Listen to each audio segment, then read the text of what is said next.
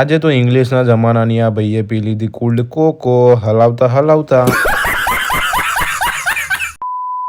So guys good morning, જય માતાજી. તમારું નવ વ્લોગમાં સ્વાગત છે. કોલેજ માટે થઈ ગયા બાબલા જેવા રેડી.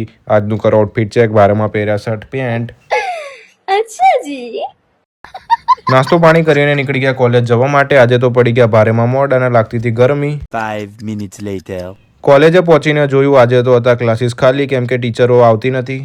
પછી બધા ભીરું આવી ગયા સ્ટેશનની બાજુમાં. ભાઈને હતો કમરમાં દુખાવો, કેમ કે પડી ગયા સંડાસમાં.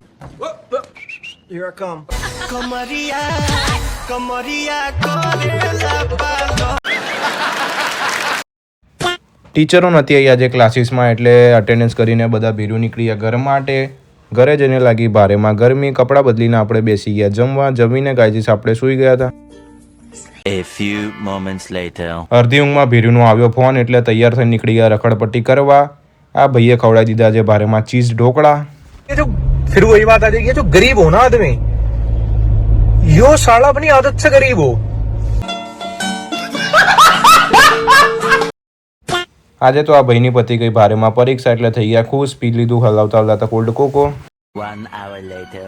નાસ્તો પાણી કરીને આવી ગયો તો ઘરે આવીને સૂઈ ગયો. સાંજે ઉઠીને બનાવી દીધી ચાય. એકચ્યુઅલીમાં ચા વગર તો ચાલે નહીં.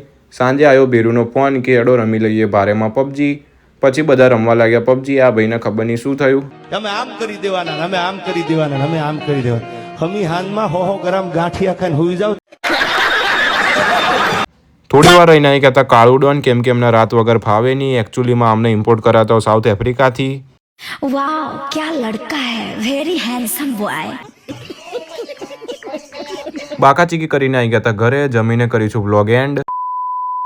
સો ગાઈઝીસ આપણે કરીશું વ્લોગનો એન્ડ. વ્લોગ ગમે તો લાઈક કરજો, ફોલો કરજો. આપણે મળીશું બીજા મિની વ્લોગમાં. ટાટા.